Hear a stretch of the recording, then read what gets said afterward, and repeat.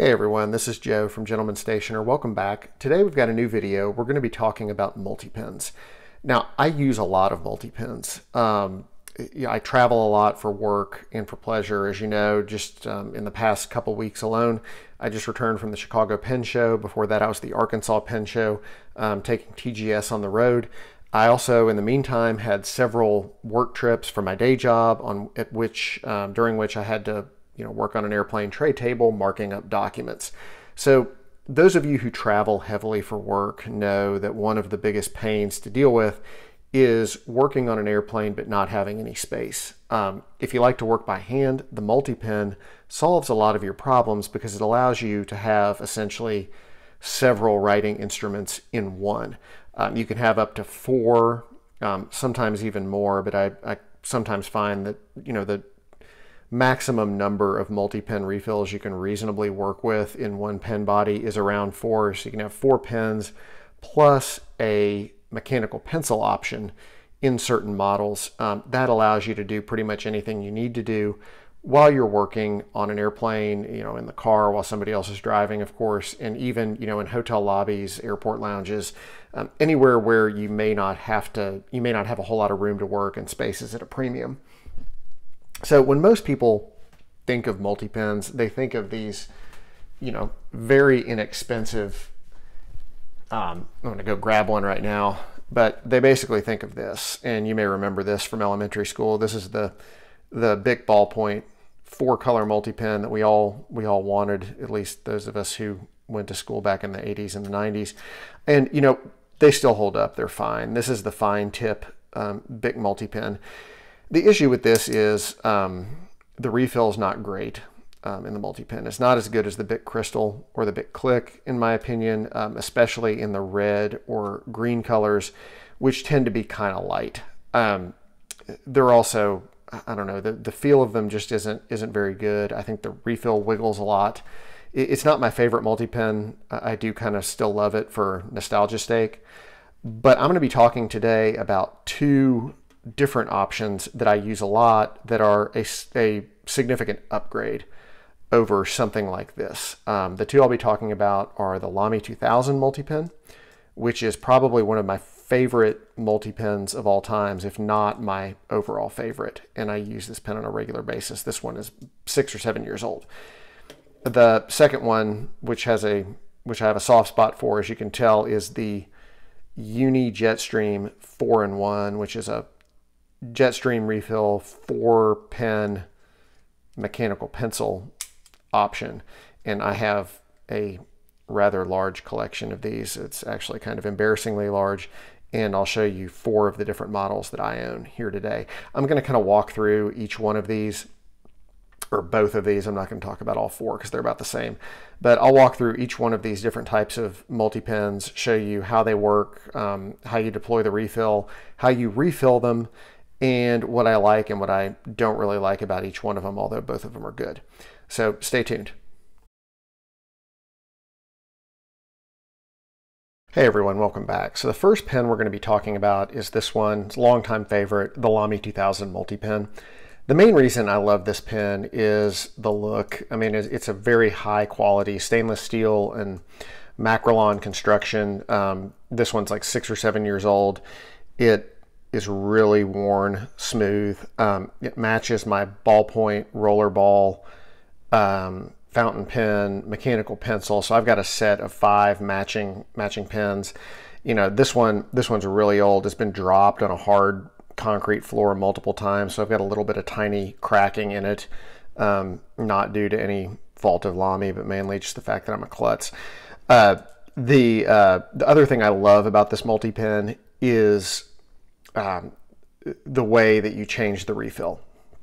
So it's a gravity mechanism, meaning that you've got 4 slots in here. There's no mechanical pencil, and I'll open it to show you how it works. This takes D1 refills, and there are 4 slots inside the barrel. You can kind of see that there's just little friction fit slots where you drop the refill in.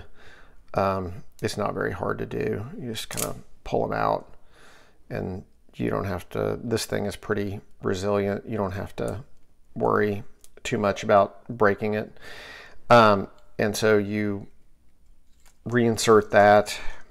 And to move it, so say I want to write with the blue refill, which I have in the blue slot, you will click it over to where the blue slot is facing up, and you deploy. And so there's the blue refill. This is a Jetstream refill, which has the little blue circle around the tip, so you know which color is in there. And say I want to move to the red refill. You just rotate it until you hear a little click, and there's the red refill. It's pretty easy to use. Sometimes you've got to rotate it a couple times just to get it to shift, but it's pretty intuitive. The other reason that I mentioned earlier, and a final reason I love this pen so much, is it takes universal D1 refills. So you can have, in this one I've got 2 Uniball Jetstream refills, which is probably my favorite all-purpose ballpoint refill. I've got a Lamy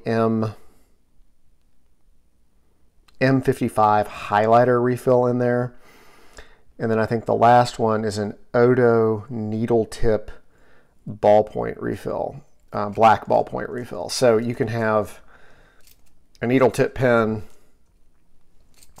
a standard Jetstream, and then a highlighter all in one. And it just makes for a very versatile utilitarian pen. There's other D1 multi-pens out there.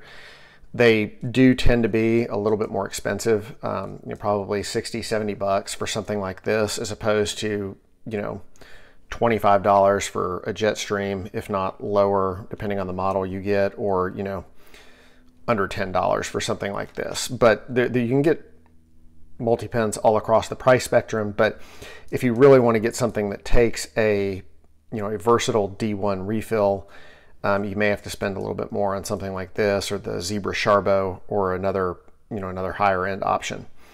So I'm going to come back and I'm going to talk a little bit more about the proprietary Uni Jetstream multi-pen, which is a little bit less expensive, but it's also a little bit less versatile in terms of the refills you can use, but at the same time you add the mechanical pencil option that you don't have with the Lamy 2000.